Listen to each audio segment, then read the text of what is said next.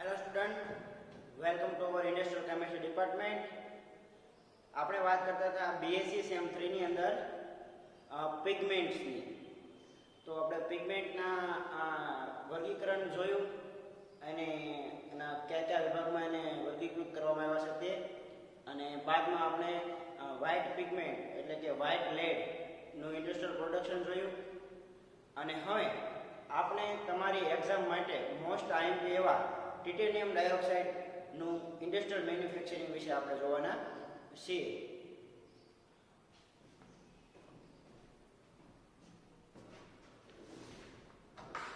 તો આપણે વાત કરીએ TiO2 એટલે કે ટિટેનિયમ ડાયોક્સાઇડ, બરાબર. તો એનું આપણે ઇન્ડસ્ટ્રીયલ મેન્યુફેક્ચરિંગ કઈ રીતે થાય છે એની વાત કરવાની છે, બરાબર.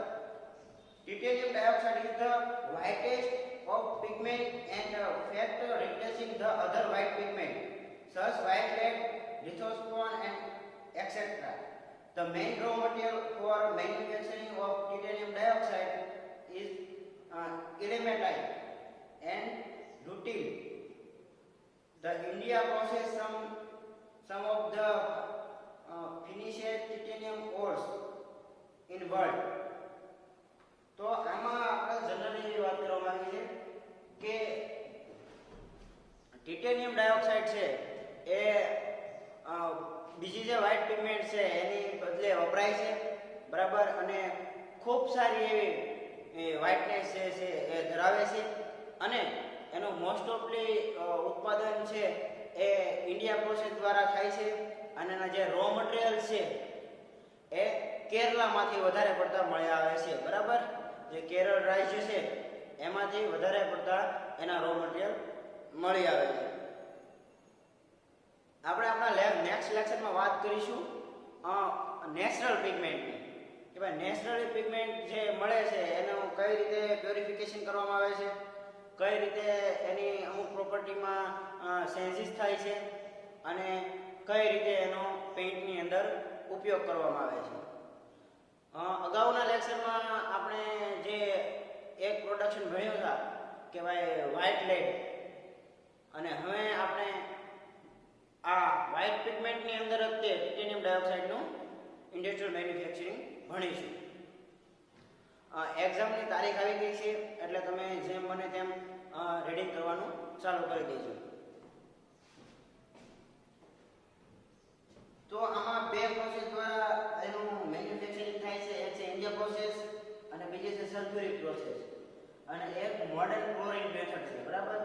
આ બધા દ્વારા ટિટેનિયમ ડાયોક્સાઇડ છે એનું મેન્યુફેક્ચરિંગ થાય છે.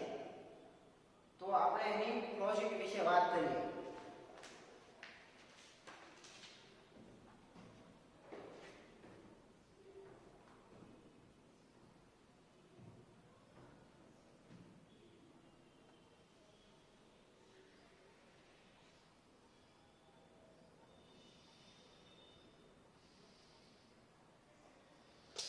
ટિટેનિયમ ડાયોક્સાઇડ છે એ તમારી એક્ઝામના ક્વેશ્ચન માટે ખૂબ એવું ઉપયોગી છે, એટલે તમે એને લેક્ચરની જોડે જોડે તૈયાર કરી નાખજો.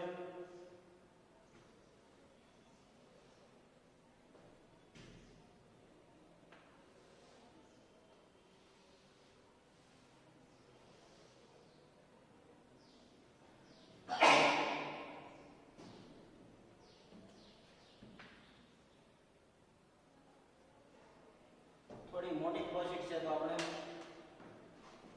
બધા ઇક્વિપમેન્ટ થોડા બધા નાના બોલી દઈશું.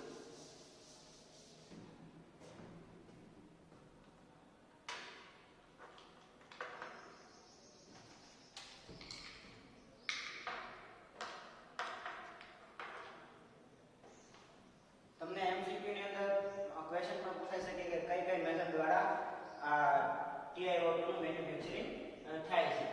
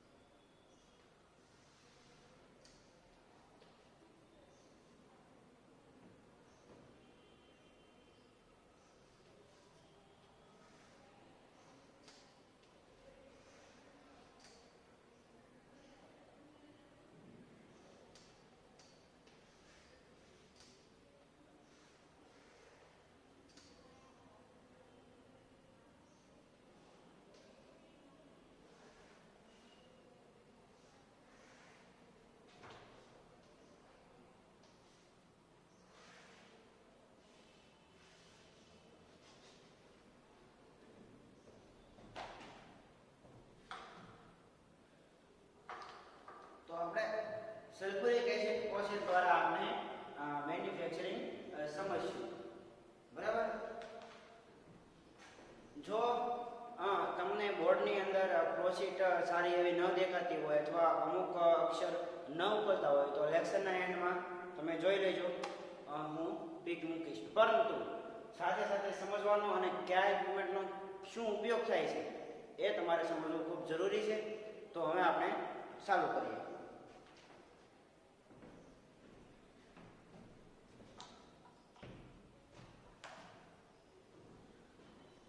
તો ઇન્ટરનેટ રો મટીરીયલ છે એને લેવામાં આવે છે.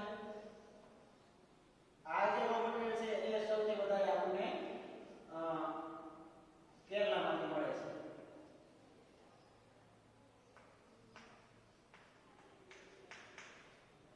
અને એને H2SO4 સાથે એટલે હાઇડ્રોક્લોરિક સલ્ફ્યુરિક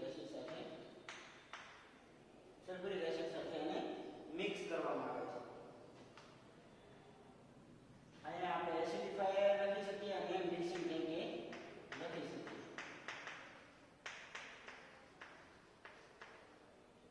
બરાબર. પછી છે સેટલમેન્ટ એન્ડ સ્લજ ટ્રીટમેન્ટ. તો આપણે સેટલિંગ ટેન્ક જ લખશું.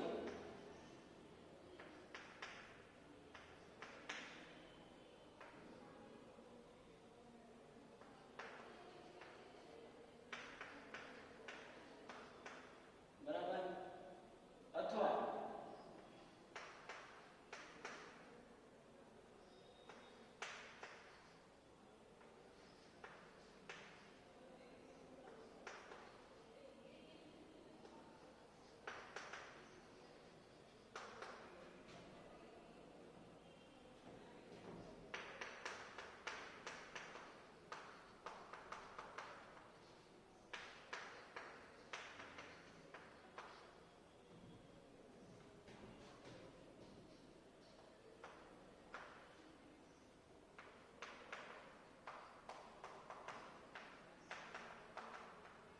visualization,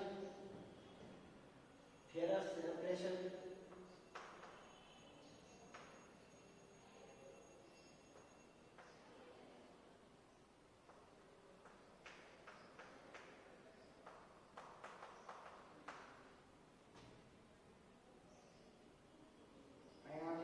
secondary filtration,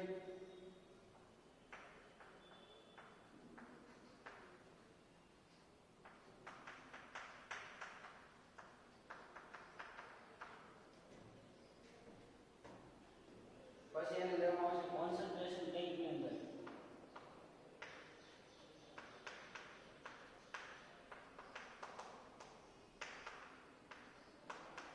concentration tank. પછી હાઇડ્રોલાઇઝર આવશે.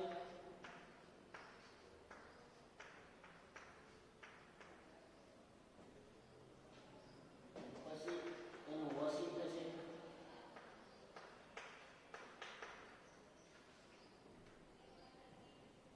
પછી એનું સેકન્ડ એટલે પાછો વોશિંગ થશે.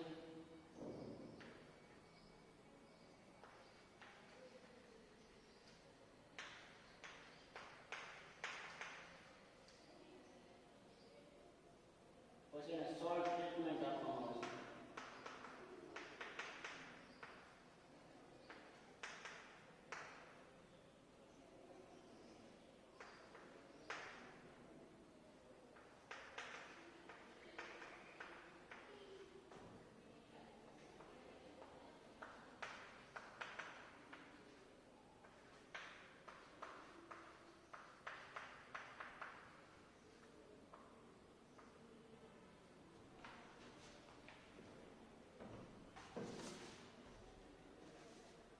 મોડર્ન મેથડની અંદર જેનું કેમિકલી જે રીતે સિન્થેસિસ થાય છે એની રિએક્શન પ્રમાણે એનું મેન્યુફેક્ચરિંગ કરવામાં આવે છે. જ્યારે આ મેથડ છે એ ખૂબ જૂની મેથડ છે અને એની અંદર સૌપ્રથમ જે ઇલ્મેનાઇટ નામનું જે રો મટીરીયલ છે એ લેવામાં આવે છે અને એને H2SO4 સાથે એને મિક્સ કરવામાં આવે છે મિક્સિંગ ટેન્કની અંદર. ત્યાં એનું મિક્સિંગ થશે અને એની જે રિએક્શન છે એ અહીંયા જે શરૂ થાય છે. બરાબર. પછી આમાં ટેમ્પરેચર કેટલું કન્ટેન કરવાનું છે એ આપ્યું નથી,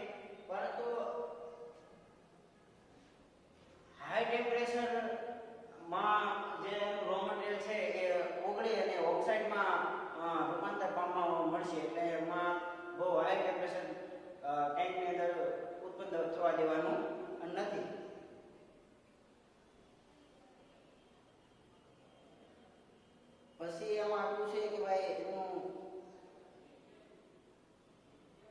200 સેલ્સિયસ તાપમાન જે એના આગળની ટ્રીટમેન્ટમાં જે રાખવામાં આવે છે જે મોડર્ન મેથડની અંદર, પણ એ આપણે આની અંદર સમજવાનું નથી. બરાબર. પછી એને સેટલિંગ ટેન્કની અંદર લેવામાં આવે છે, એમાં એને સ્લશ ટ્રીટમેન્ટ આપવામાં આવે છે. બરાબર. તો એને જે આપણે કહેવાય છે ગાળાની ઉપર જે ફિલ્ટરેટની અંદર જે ઉપર જે રેસિડ્યુ રહી જાય છે એને પાછા રો મટીરીયલની સાઈડમાં રાખીને એની અંદરથી પાછળનું પ્યોરિફિકેશન કરીને પાછું ઉપયોગમાં લેવામાં આવે છે. બરાબર. અને સ્લશ ટ્રીટમેન્ટ એટલે અને એ જે બધું માસ છે ફિલ્ટ્રેશન કંટ્રોલની અંદર જાય છે. જ્યાં એ ફિલ્ટ્રેશનને લગતો જે ઓટોમેટિક પ્લાન્ટ હશે એની અંદર એનું ફિલ્ટ્રેશન થશે અને એની જે ફિલ્ટ્રેટ છે એને અલગ લઈ અને એનો અલગ પાડવામાં આવશે અને એને ક્રિસ્ટલાઇઝેશનમાં લેવામાં આવશે. ક્રિસ્ટલાઇઝરમાં જે ક્રિસ્ટલ જે ફોર્મ થાય છે આપણે એની ઓટોમેટિક પ્લાન્ટ છે એટલે એની અંદર એની પ્યોરિટી પણ નક્કી થશે અને પછી એને ફેરસ સેપરેશનની અંદર, કારણ કે આની અંદર ફેરસ સલ્ફેટના પ્રેસિપિટેશન પણ મળશે. એટલે આ જે ફેરસ સલ્ફેટના જે પ્રેસિપિટેશન છે એમાં એ અહીંયા ફેરસ સેપરેશનની અંદર અલગ કરવામાં આવે છે અને એને પાછું ફિલ્ટર કરવામાં આવશે, એટલે કે સેકન્ડરી ફિલ્ટ્રેશન. પછી એને કોન્સન્ટ્રેશન ટેન્કની અંદર લેવામાં આવશે. બરાબર. ત્યાં જે આપણું જે માસ છે એને કોન્સન્ટ્રેટ થઈ અને એને હાઇડ્રોલાઇઝરની અંદર લેવામાં આવશે. બરાબર. ત્યાં આ જે આપણું જે માસ છે એનું હાઇડ્રોલિસિસ થશે અને પછી એને વોશિંગમાં લેવામાં આવશે. ત્યાં ઉપરથી પાણીનો સ્પ્રે કરાવી અને એનું વોશિંગ થશે અને પછી એને સેકન્ડરી વોશિંગમાં લેવામાં આવશે. એકવાર વોશ કર્યા પછી સેકન્ડરી વોશિંગમાં લેવાનો અર્થ એ કે ભાઈ પહેલા એનું વોશિંગ થયા બાદ થોડા સમય સુધી એને એમને મૂકી રાખવામાં આવશે. પછી જો પણ કાંઈ ઇમ્પ્યોરિટી રહી ગઈ હોય તો એને સેકન્ડરી વોશિંગની અંદર લેવામાં આવશે અને પછી ત્યાં એનું પાછું વોશિંગ થશે અને પછી એને સોલ્ટ ટ્રીટમેન્ટ આપવામાં આવશે. સોલ્ટ ટ્રીટમેન્ટની તમે જાણો છો બરાબર કે ડાય કે ગમે રંગકો બનાવતા હોય તો એમાં સોલ્ટ ટ્રીટમેન્ટ જરૂરી છે. જે એના બોન્ડિંગ જે હોય, આપણે અમુક નવું કાપડ લાવીએ તો એને ઓલા મીઠાના પાણીમાં બોળીએ છીએ. બરાબર. તો શા માટે કે ભાઈ એને સોલ્ટ ટ્રીટમેન્ટ આપવામાં આવે છે અને એનાથી જે એના જે બોન્ડિંગ હોય છે એ જેના ફ્રી બોન્ડિંગ હોય છે એ જોડાઈ જાય છે અને એનો રંગ જતો નથી, એવું હોય છે. બરાબર છે. પછી એને કેલ્સિનેશન કરવામાં આવે છે અને લાસ્ટમાં ક્રશિંગ એન્ડ પેકિંગ. હવે પિગમેન્ટ છે એટલે એ એકદમ વ્હાઇટ ફાઇન પાવડરમાં જશે. બરાબર. વ્હાઇટ પિગમેન્ટ છે એટલે એનું લાસ્ટમાં એનું ક્રશિંગ અને જે બીજી એની જે સાઇડ રિજેક્શનની જે એનું યુનિટ છે એની અંદર એને લેવામાં આવશે અને એનું ક્રશિંગ થશે અને પછી એનું પેકિંગ કરવામાં આવશે. તો આ હતું આપણું ટિટેનિયમ ડાયોક્સાઇડ જે આપણા માટે ખૂબ ઇમ્પોર્ટન્ટ ફ્લોશીટ હતી આ ચેપ્ટરની. પછી એની કેમિકલ રિએક્શન છે આપણી પાસે અને બીજી જે વ્હાઇટ પિગમેન્ટ છે એની કરતાં આ વ્હાઇટ પિગમેન્ટ સારી એવી યુઝફુલ છે અને હાલના સમયમાં પણ વપરાય છે. તો પછી આપણે એની ફિઝિકલ પ્રોપર્ટી જોઈશું અને પછી આમાં એની બીજી આપી છે મેથડ, પણ એ મેથડ આપણા માટે ઉપયોગી નથી. Modern colouring method. એને આપણે હમણાં તમને રિએક્શન લખી દઉં. એ રિએક્શન આમાં ટિટેનિયમ ડાયોક્સાઇડમાં લખવી જરૂરી છે. sulfuric acid process. The ore is stored open and dried continuous rotary kiln and reduce the moisture. જે આપણે જે રો મટીરિયલ લીધું છે એની પહેલા એને રોટરી સ્કીનમાં લઈ અને એનું મોઇશ્ચર હોય છે એ દૂર કરવામાં આવે છે અને પછી તેને આપણા જે મિક્સિંગ ટેન્કની અંદર લેવામાં આવે છે.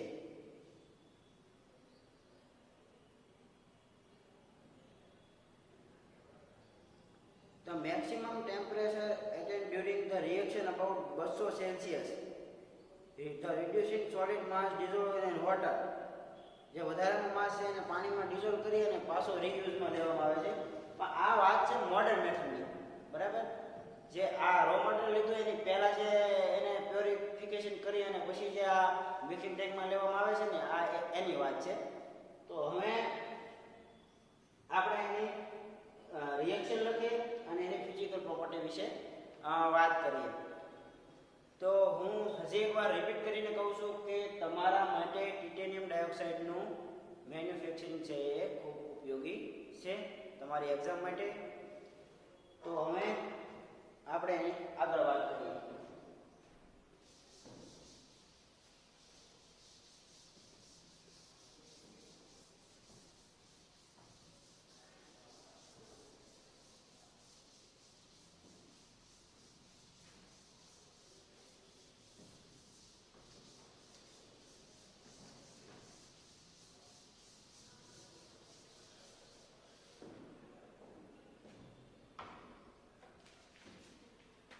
તમે ઇન્ટરનેટની અંદર સર્ચ કરીને પણ ટિટેનિયમ ડાયોક્સાઇડની પ્રોસેસ વિશે અને એના ઇક્વિપમેન્ટ વિશે વિકિપીડિયાની અંદર જાણકારી મેળવી શકો છો.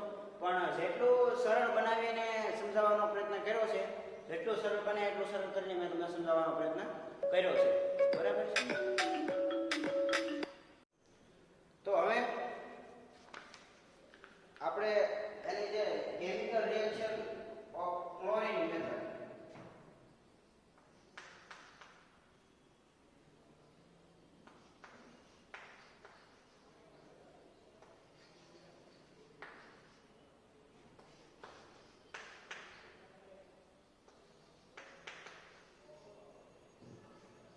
તમને જે સાદું ટિટેનિયમ ડાયોક્સાઇડનું મેન્યુફેક્ચરિંગ પૂછાય એની અંદર લાસ્ટમાં પણ તમારે આ ક્લોરીન મેથડની વાત કરવાની છે.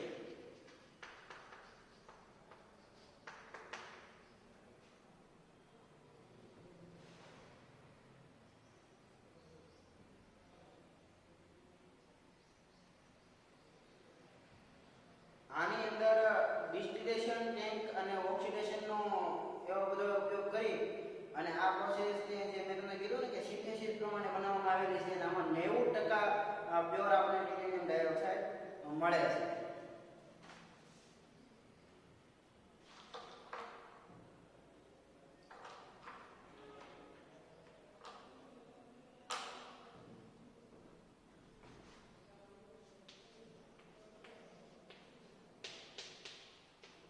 In this method,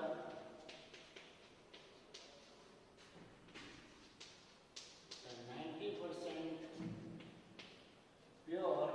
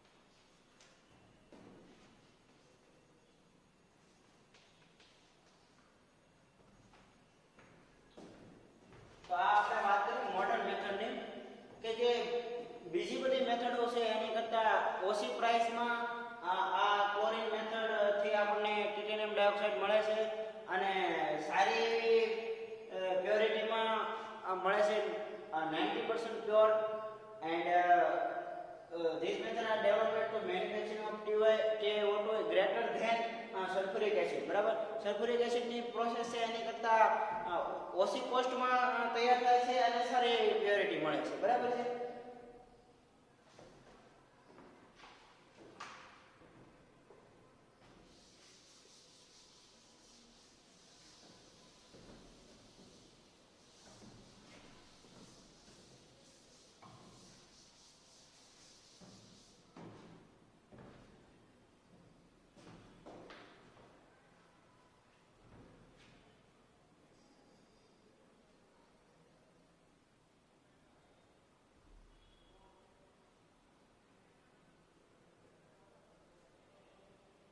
હવે આપણે ફિઝિકલ પ્રોપર્ટીઝની વાત કરીએ.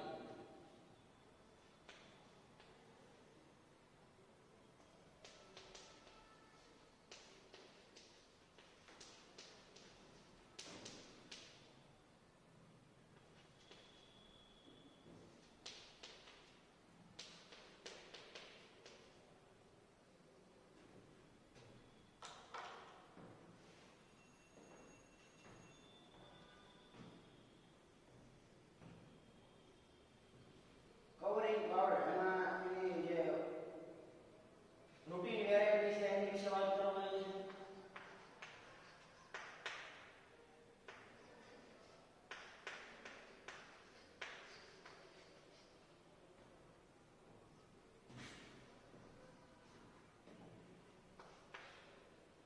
એમાં 230 સ્ક્વેર મીટર પર 10 કિલોગ્રામ. પછી રિફ્લેક્ટિવ ઇન્ડેક્સ આપી છે.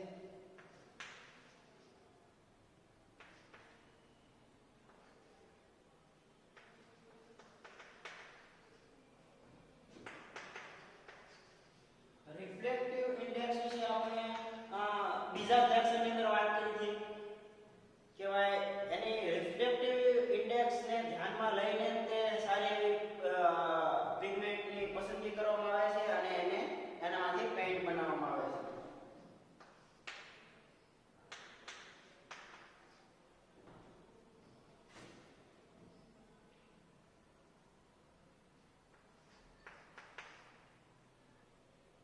Oil absorption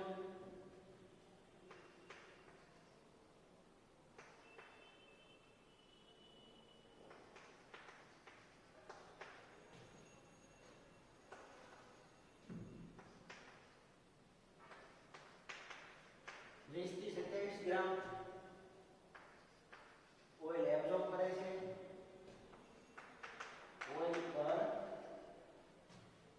100 gram pigment.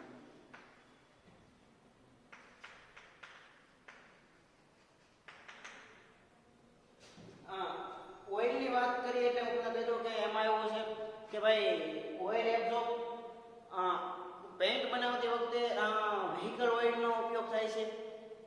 Because કે ભાઈ પાણી ડિસ્ટિલ વોટરની અંદર અથવા બીજા કોઈ સોલ્યુશનની અંદર જો પેઇન્ટનું મિક્સિંગ કરવામાં આવે તો એનું એક્વાયસ સોલ્યુશન બનતું નથી. આપણે પેઇન્ટ કેવો કે ભાઈ આપણે કલર કરીએ તો કલર ત્યાં આગળ છોંટવો જોઈએ અથવા એ રીતે બંધ બેસવો જોઈએ. આપણે કલર કરવા જઈએ અને પછી કલર નીચે નીતરી જાય અને નીચે વહી આવે અને છોંટે નહીં તો એ સારું એવું પેઇન્ટિંગ ન થાય. તમે લાલ કલરનો કોઈ પેઇન્ટ લ્યો અને એને દિવાલ ઉપર ચોપડો અને બીજું તમે ઘરઘરાવ કંઈ ઓલું લાલ કંકુ કે વગેરે વગેરે તમે એવું યુઝ લઈને એને પાણીમાં બોળીને એનો કલર કરો તો બે વચ્ચે જે ડિફરન્સ હોય છે, કારણ કે ઓલું છે કે જે આવું ઓઇલની અંદર બનાવેલું હોય છે એ રીતના ઓઇલ્સનો ઉપયોગ કરીને, અને આ છે આપણે પાણીમાં મિક્સ કરીને કર્યું હોય છે તો એ રીતે એનું ડિપેન્ડિંગ થાય છે. અને આમાં તો એની ઓઇલ એબ્ઝોર્પ્શનની ટેબલ કેટલા ટકા એ ઓઇલને એબ્ઝોર્બ કરે છે. પછી છે ટિન્ટિંગ ટ્રેન્ડ.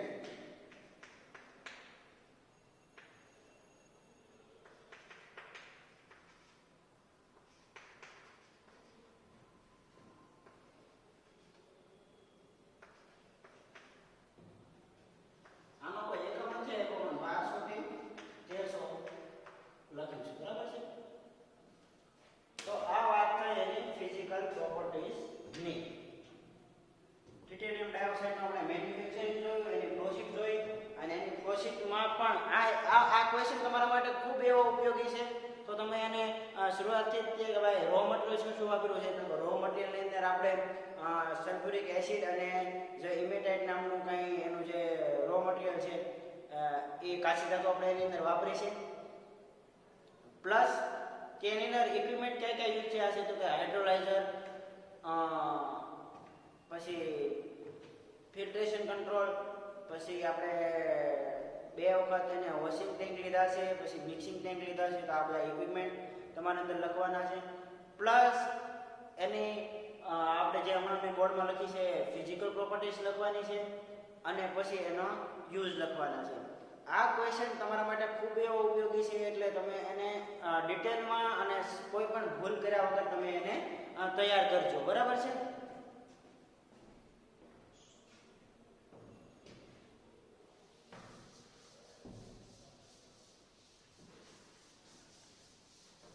આ આપણો છઠ્ઠો લેક્ચર છે.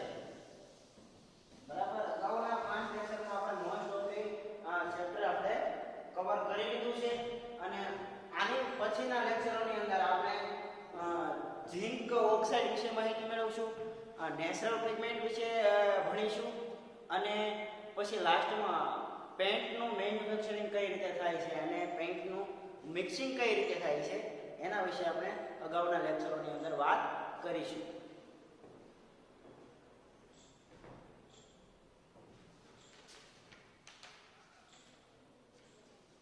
અલ્ટ્રામાઇલ્ડ બ્લુ પિગમેન્ટનું તમારે મેન્યુફેક્ચરિંગ ભણવાનું આવે છે, પણ એમાં પણ સલ્ફ્યુરિક પ્રોસેસનો ઉપયોગ થાય છે. બરાબર, એ પણ તમને જો સંભવ હશે તો પીપીટીના લેક્ચરમાં તે હું તમને ભણાવી દઈશ. પ્લસ ક્રોમિયમ ડાયોક્સાઇડ, પછી બ્લેક પિગમેન્ટ. મેઇનલી આપણે મેન્યુફેક્ચરિંગ ઓફ પિગમેન્ટ જે ભણવાનું છે, જે આપણા માટે થોડું આઈએમપી છે, એ આપણે ભણીશું અને પછી આપણે ઝિંક વિશે ભણીશું. બરાબર છે? તો હવે આપણે આમાં ટિટેનિયમ ડાયોક્સાઇડના યુઝિસ વિશે લખીએ.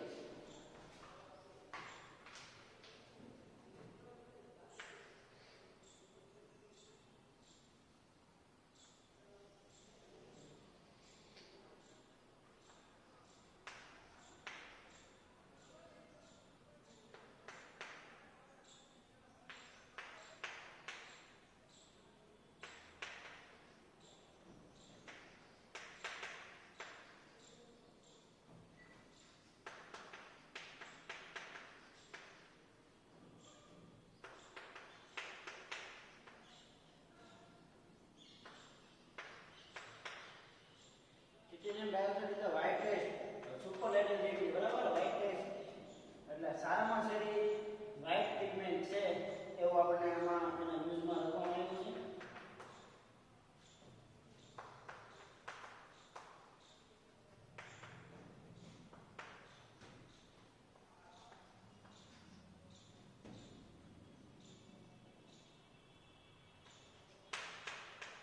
And also useful for paint, papers and textiles.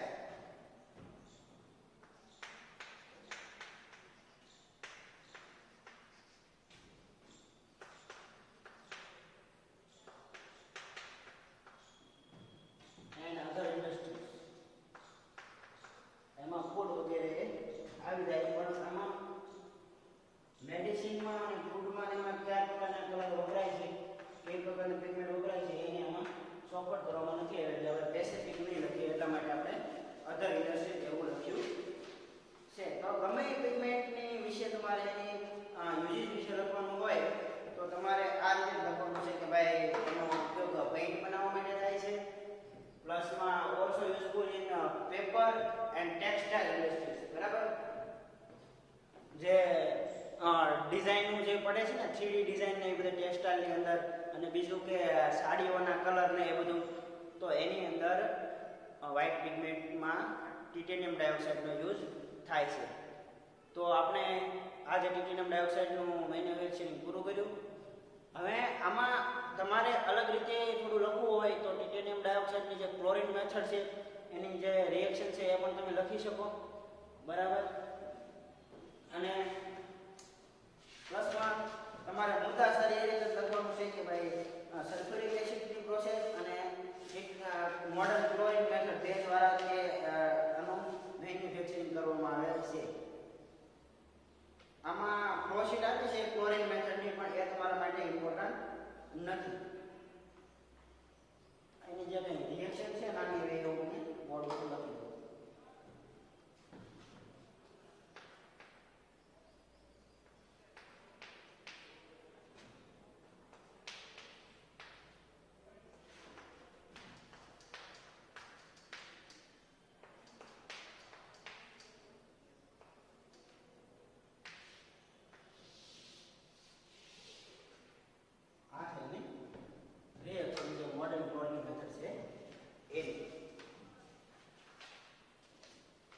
તો આપણે નેક્સ્ટ લેક્ચરમાં વાત કરીશું મેન્યુફેક્ચરિંગ ઓફ નેચરલ પિગમેન્ટ.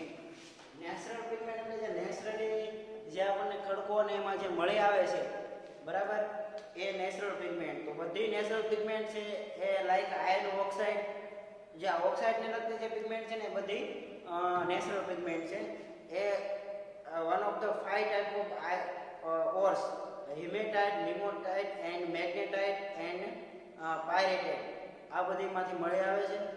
અને એને કઈ રીતે એનું હાઇડ્રોલિસિસ અને એને ડ્રાઇંગ કરી અને એને યુઝ કરવામાં આવે છે ડોમેસ્ટિક પેઇન્ટ્સની અંદર, બરાબર. આપણે ટીવીની અંદર એડ જોતા જ હોઈએ છીએ નેરોલેક્સ ને આવા બધા પેઇન્ટની.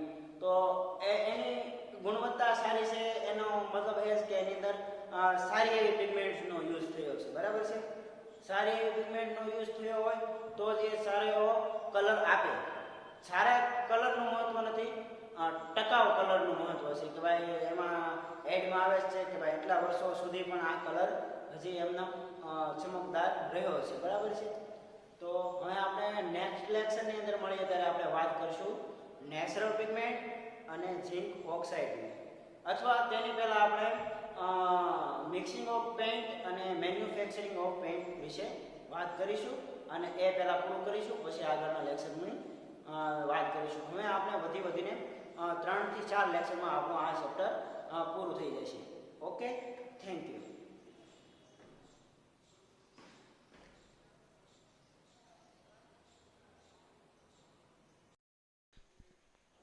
તો આમાં તમે સ્ક્રીનશોટ પાડીને અથવા ઝૂમ કરીને જોઈ શકો છો. મેં મારી રીતે ફ્લોશીટ જે પ્રોસેસ છે એની ઉપરથી મેં બનાવી છે, જે મેં તમને બોર્ડ વર્કમાં પણ સમજાવી છે.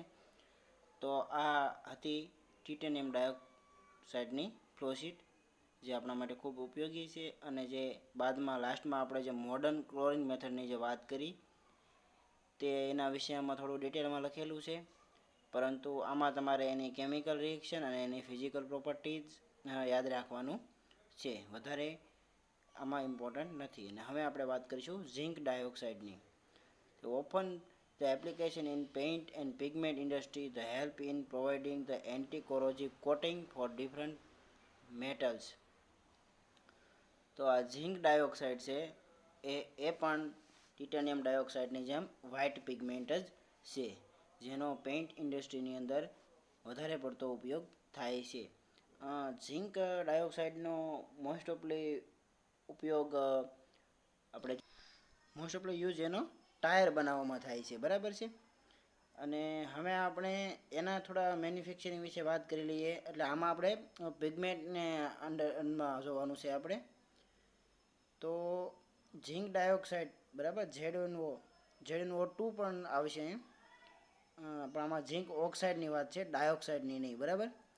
તો other important white pigment having higher covering powder then most grade of lead. આપણે જે લેડ હાઇડ્રોક્સાઇડ વાળી જે પિગમેન્ટ ભણ્યા, લેડ કાર્બોનેટ અને લેડ હાઇડ્રોક્સાઇડ, એની કરતાં આની જે ઓલું છે એ એસિડ પ્રૂફ છે.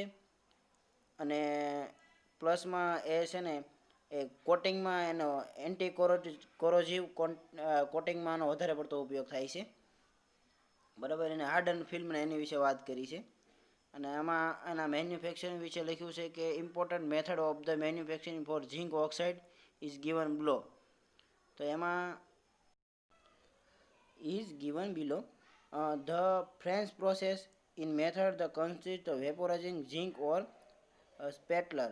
બરાબર, આમાં એના પર્સન્ટેજ આપ્યા છે જે આપણા માટે કંઈ ઉપયોગી નથી. અને ઇન રેટોટ વિથ ઇનડાયરેક્ટ હીટ, આ હું તમને બોર્ડમાં આની ફ્લોશીટ દોરીને હું તમને સમજાવીશ. બરાબર, carbon dioxide current preheated air combine chamber and other word metallic zinc is first vaporise and then oxidise. આમાં એની કેમિકલ રિએક્શન આપેલી છે. અને આમાં જે એના જે રો મટીરિયલ છે એનો આપણે પહેલાં બોન મોનોક્સાઇડ, બરાબર, કાર્બન મોનોક્સાઇડ છે, એમાં ભૂલ છે. બરાબર, કાર્બન મોનોક્સાઇડ ગેસ છે એ એની અંદર ઓક્સિડાઇઝિંગ તરીકે વપરાય છે. અને એ રીતનું એનું આપણે જોવાનું છે. તમે ખાલી આની અંદર જે એની જે પ્રોસેસ લખી છે એ સમજી લો. બાકીની આની ફ્લોશીટ છે એ હું મારા આવતા લેક્ચરની અંદર તમને સમજાવવાનો છું. અને આ છે એની ફ્લોશીટ. તો તમે મારા આવતા લેક્ચર પહેલાં આ જે પ્રોસેસ અને ફ્લોશીટ એક વખત જોઈ લો તો તમને સમજવામાં સરળતા રહેશે. અત્યારે હું તમને આની અંદર ડિટેલમાં સમજાવતો નથી. બરાબર, ખાલી એની પ્રોસેસ અને એના જે આ ફ્લોશીટ છે એ મેં અહીં ફોટોઝના ફોર્મમાં મારા આ લેક્ચરના એન્ડમાં મૂકી દીધી છે, જેથી કરીને તમે એક વખત એને સમજી લો તો પછી તમારે આ જે ફ્લોશીટ દોરવામાં અથવા એની પ્રોસેસમાં જે કાંઈ સ્પેલિંગ મિસ્ટેક થાય એમાં તમારે કંઈ પ્રોબ્લેમ ન પડે. બાકી હું મારા આ મારો 6થો લેક્ચર છે.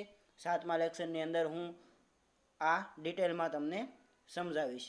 અને 7મા લેક્ચરમાં સંભવ ન બને તો અગાઉના લેક્ચરમાં અથવા આગળના લેક્ચરમાં આપણે આ કવર કરી લઈશું. Thank you.